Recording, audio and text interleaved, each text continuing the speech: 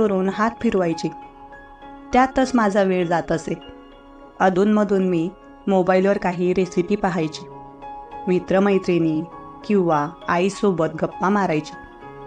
माझी आई देखील नाराज होती की लग्नाच्या दुसऱ्या दिवशीच नवरा मला सोडून बाहेरगावी निघून गेला. पण मी काही करू शकत नव्हते. माहेरी जाऊन देखील काही होणार नव्हतं. म्हणून मी सासरीच राहायचे एकटी.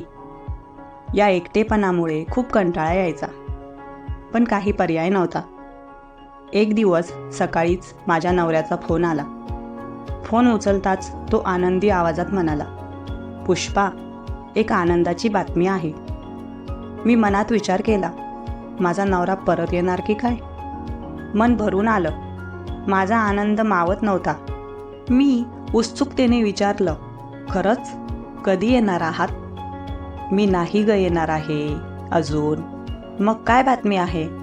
तो म्हणाला, नको तितकी आनंदी होऊ नकोस. बातमी थोडी वेगळी आहे. आपल्या भाच्याबद्दल आहे. दिनेशला काही दिवस सुट्टी मिळाली आहे आणि तो आपल्या घरी येणार आहे. तू एकटी असतेस आणि तुला करमत नाही, त्यामुळे तो आला की तुझं एकटेपण कमी होईल. त्याला मीच बोलावलं आहे. मी थोडी खिन्न झाले. असं वाटलं की नवरा परत येणार असं समजून फुकटच आनंदी झालं होते. मग मी विचार केला, बरं, काहीतरी कंपनी मिळेल. घरात कोणीतरी बोलायला असेल. एवढं तरी ठीक आहे. मी त्याला शांतपणे उत्तर दिलं, ठीक आहे. दुसऱ्या दिवशी दुपारी मी घरात काम करत होते. कामात मग्न होते. तेवढ्यात बाहेर जोरजोरात कोणीतरी दरवाजा ठोकतंय असं वाटलं. मी घाबरून पळतच दरवाजाकडे गेले. मनात विचार आला की काय झालं असेल. आतापर्यंत कोणी इतक्या जोरात दरवाजा ठोकला नव्हता. दरवाजा उघडला तर समोर एक तरुण मुलगा उभा होता. साधारणपणे 22 ते 24 वर्षांचा दिसत होता. त्याने माझ्याकडे बघून हसत म्हटलं, हाय मामी. मी त्याच्याकडे पाहत विचारलं, तू कोण? तो लगेच हसत म्हणाला, मी दिनेश. मी देखील हसले आणि त्याला आत येण्याचं सांगितलं. तो दरवाजातून आत सरकला आणि त्याच्या हातातली बॅग खाली ठेवली. तो लग्नाच्या वेळी आला नव्हता, कारण त्यावेळी त्याच्या परीक्षा सुरू होत्या.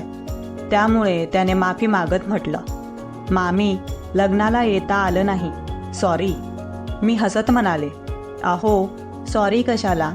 काही प्रॉब्लेम नाही. करिअर आणि भविष्य महत्त्वाचं आहे. लग्नाला नाही आलात तरी काय झालं? आता तरी आलात ना. तेवढ्यात त्याने जवळ येत मला अचानक मिठी मारली. मी थोडीशी गडबडले, कारण असं काही होईल असं मला अजिबात वाटलं नव्हतं. त्याच्या मिठीत मी स्तब्ध झाले. त्याने मला घट्ट मिठीत घेतलं आणि म्हणाला, मामी, तुम्हाला पाहून खूप आनंद झाला. तुम्ही इतक्या सुंदर असाल हे मला माहीत नव्हतं. त्याचं बोलणं ऐकून मी थोडीशी अवाक झाले आणि काही क्षण गप्पच राहिले. आता काय बोलावं मला कळत नव्हतं. मी फक्त हळूच म्हणाले, तुम्ही थकला असाल, मी तुमच्यासाठी चहा बनवते. त्याने मला सोडताच मी सुटकेचा श्वास घेतला. मनात विचार आला, जणू काही माझा श्वास जागेवरच थांबला होता. मी थोडी अस्वस्थ झाले होते. मनातल्या मनात म्हटलं, किती विचित्र मुलगा आहे. साधा नमस्कार केला असता किंवा हात मिळवला असता, पण असं कोणी अचानक मिठी मारतं का?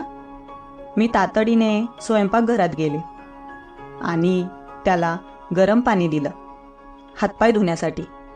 मी हळूच म्हटलं, दिनेश, फ्रेश होऊन या.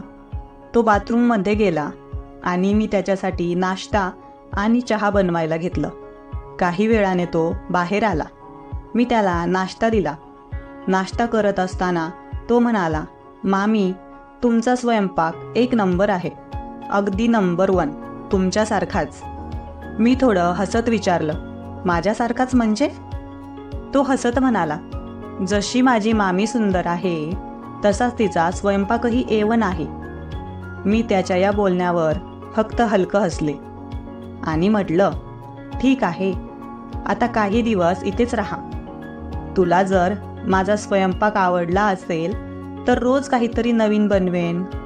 त्याने हसून उत्तर दिलं, हो हो, मी इथेच राहतो, जोपर्यंत तुम्ही मला हाकलून देत नाही तोपर्यंत. हे तो चेष्टेने बोलत होता, पण त्याच्या त्या बोलण्यामागे काहीतरी वेगळं जाणवत होतं. दिवस पुढं सरला. दिनेशने थोडा आराम केला. संध्याकाळी मी स्वयंपाक केला होता. आम्ही दोघांनी मिळून जेवण केलं. जेवण झाल्यावर मी माझ्या खोलीत झोपायला गेले, तर त्याच्यासाठी वेगळी खोली ठेवली होती. आमच्या घरात 2-3 खोल्या होत्या, त्यामुळे जागेची काहीच अडचण नव्हती. दुसऱ्या दिवशी मी रोजच्या सवयीने सकाळी 7 वाजता उठले. ब्रश करून अंघोळ करायला गेले. अंघोळ करून बाहेर आले तर दिनेश सोफ्यावर बसलेला होता. त्याने मला पाहिलं आणि गालातल्या गालात हसू लागला. मी मनात विचार केला, हसायला काय झालं आता याला? माझी इच्छा झाली की त्याला विचारावं, काय झालं, का हसताय? पण मी विचारलं नाही. दिनेशचं वागणं कधीकधी मला थोडं विचित्र वाटत होतं. त्याच्या हसण्यात काहीतरी वेगळं होतं, पण मी त्याकडे दुर्लक्ष केलं. मी किचनमध्ये गेले. चहा आणि नाश्ता बनवत होते. त्याचवेळी मोबाईलवर काही नवीन रेसिपी देखील बघत होते. अधूनमधून मोबाईलवर नजर टाकायची आणि बाकीचं काम करायचं. चहा तयार झाला, नाश्ता देखील बनला आणि मग मी हॉलमध्ये गेले. तिथं दिनेश मोबाईलमध्ये काहीतरी बघत होता. मी आत जाताच तो अचानक खडबडला, जणू काही घाबरलाच. त्याने मोबाईल पटकन बंद केला आणि बाजूला ठेवला. मला क्षणभर आश्चर्य वाटलं. असा काय बघत होता तो मोबाईलमध्ये की मला पाहताच लगेच बंद करावा लागला? पण मी त्याकडेही दुर्लक्ष केलं. त्याला चहा आणि नाश्ता दिला आणि आम्ही दोघं मिळून नाश्ता करायला बसलो. आज मस्त मठाची उसळ बनवली होती. ती मला खूप आवडते आणि दिनेशलाही ती खूप आवडली. त्याने कौतुकाने म्हटलं, मामी, तुमची उसळ तर एकदम जबरदस्त आहे. नाश्ता करताना दिनेश म्हणाला, मामी, इथं जवळपास कुठे गार्डन किंवा फिरायला जागा आहे का? मी हसत म्हणाले, हो, अगदी घराजवळच एक मस्त गार्डन आहे. तिथं मंदिर आहे आणि खेळाचं मैदानही आहे. तुला आवडेल तिकडे फिरायला? तो म्हणाला, हो का, मग आत्ताच जाऊन येतो. आणि मग तो तिकडे निघून गेला. मी माझ्या घरकामात गुंतले. थोड्या वेळाने मी घराच्या मागे गेले, जिथे आमचा तबेला होता. तिथं घोडा आणि घोडी होते. त्यांना चारा टाकण्यासाठी गेले होते.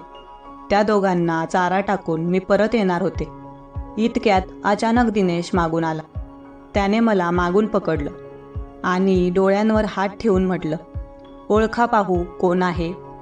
मी त्याचा आवाज ओळखून म्हणाले, दिनेश, तूच. अजून कोण येणार इथं? इतर कोण येणार, सांग बरं. तो हसत होता आणि अजूनही माझ्या पाठीमागे उभा होता. त्याचे शरीर मला लागलं होतं. ते मला अजिबात आवडलं नाही.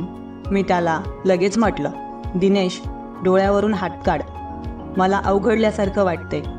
तेव्हा त्याने हात बाजूला केले आणि मला सोडून दूर झाला. मी सुटकेचा श्वास घेतला, पण मनात विचार करू लागले, हा मुलगा मला तर काही कळत नाही, का असं वागत आहे? दिनेश अचानक म्हणाला, मामी, तुमची घोडी तर एक नंबर आहे. तो पहिल्यांदाच आमच्या तबेल्यामध्ये आला होता. तिथं घोडा आणि घोडी दोघंही चारा खात होते. दोघंही पांढरे होते आणि तबेल्याच्या आजूबाजूला खूप छान वातावरण होतं. तो आश्चर्यचकित होऊन म्हणाला, मामी, मी तर तुमची घोडी पहिल्यांदाच पाहत आहे. मला माहीतच नव्हतं की तुमच्याकडे एवढी सुंदर घोडी आहे. मी हसत उत्तर दिलं, होय, घोडा आणि घोडी दोघंही आहेत. दिनेश बोलला, पण मला घोडीच जास्त आवडते. हे ऐकून मी थोडी विचारात पडली. त्याच्या चेहऱ्यावर हलकं स्मित हास्य आलं. ठीक आहे, मी म्हणाले, तुम्ही थांबा इथं, मला काम आहे, मी लगेच येते. मी तिथून निघून गेले आणि आपल्या कामात गुंतले. त्यानंतर दिनेश आणि माझं नेहमीचं बोलणं होऊ लागलं. एकदा मी काम करत होती. फरशी पुसत असताना दिनेश तिथं आला. तो सोफ्यावर बसून मला पाहत होता. मी फरशी पुसताना अचानक माझ्या साडीचा पदर सरकला आणि माझे उभार दिसू लागले. दिनेशच्या नजरेतलं काहीतरी वेगळेपण माझ्या लक्षात आलं आणि मी पटकन साडी सावरली. माझ्या मनात विचार आला की हा मुलगा थोडा चावट वाटतोय. मी त्याचं वागणं लक्षात घेतलं, पण मी शांत राहिले. एकदा मी सोफ्यावर बसली होती आणि साड्यांचे डिझाईन्स मोबाईलवर बघत होती. तेव्हा दिनेश बाहेरून आला आणि माझ्या अगदी जवळ येऊन बसला. त्याने माझ्या खांद्यावर हात ठेवून विचारलं, मामी काय बघताय? मी उत्तर दिलं, काही नाही, साडी बघते. दिनेश हसत म्हणाला, तुम्ही साडी घेताय का? दाखवा ना काय घेताय ते. मी थोडी वैतागून, तुला काय करायचं आहे? मी साडी बघत आहे. तो हसतच राहिला आणि त्याचा हात माझ्या खांद्यावरून सरकून पाठीवर गेला. त्याने जवळ येण्याचा प्रयत्न केला, पण मला ते अजिबात आवडलं नाही. मी पटकन उठली आणि कामाच्या निमित्ताने दुसरीकडे गेली. मला लक्षात आलं की आपल्याला घोडा आणि घोडीला चारा टाकायचा होता, म्हणून मी चारा घेऊन तबेल्याकडे गेले. तबेल्यामध्ये घोडा आणि घोडी चारा खाण्याची वाट पाहत होते. मी शांतपणे चारा टाकत असताना अचानक दिनेश माझ्या मागे आला आणि म्हणाला, मामी कधी माझी इच्छा पूर्ण करणार आहात तुम्ही? मी आश्चर्याने मागे वळून विचारलं, कोणती इच्छा? तो खोडकर हसत म्हणाला, मला तुमच्या घोडीची सवारी करायची आहे, प्लीज करू द्या ना एकदा. हे ऐकून मी काही क्षण शांत राहिले. त्याचं बोलणं आणि त्याचा आवाज मला काहीसा विचित्र वाटला. मी काहीच बोलले नाही आणि माझ्या कामात पुन्हा गुंतले. चारा टाकून मी निघणार होते तेव्हा अचानक दिनेशने माझा हात पकडला आणि मला थांबवलं. मामी प्लीज करू द्या ना सवारी, मला तुमची घोडी खूप आवडली आहे, असं तो पुन्हा म्हणाला. त्याचा चेहरा अतिशय खोडकर होता, पण त्याचं वागणं मला अस्वस्थ करू लागलं. मी थोडं कठोरपणे सांगितलं, बघू पुढे कसं होतं ते, आणि त्याच्याकडे दुर्लक्ष करून तिथून निघाले. तबेल्यातून घरात येताना माझं मन बेचैन झालं होतं. मी माझ्या खोलीत गेले आणि दरवाजा बंद करून घेतला. डोक्यात विचारांचा कल्लोळ चालू होता. मला काय करावं कळत नव्हतं. दिनेशचं वागणं मला जरा विचित्र आणि अस्वस्थ करणारे वाटू लागलं होतं. माझा विचार होता की नवऱ्याला फोन करून सगळं सांगावं. त्याला सांगावं की हा दिनेश खूपच विचित्र वागतोय. त्याला त्याच्या घरी जायला सांगा. मला याचं असं वागणं अजिबात आवडत नाही. मी मोबाईल हातात घेतला, पण तो नंतर विचार बाजूला ठेवून गाणी बघायला लागले. हिंदी मराठी गाणी बघताना माझा वेळ कसा गेला हे मला कळलंच नाही. तरीही डोक्यातून दिनेशचे विचित्र बोलणे काही केल्या जात नव्हते. अचानक मला बाहेरून काही विचित्र आवाज ऐकू आला. मी त्याकडे दुर्लक्ष करण्याचा प्रयत्न केला आणि मोबाईलचा आवाज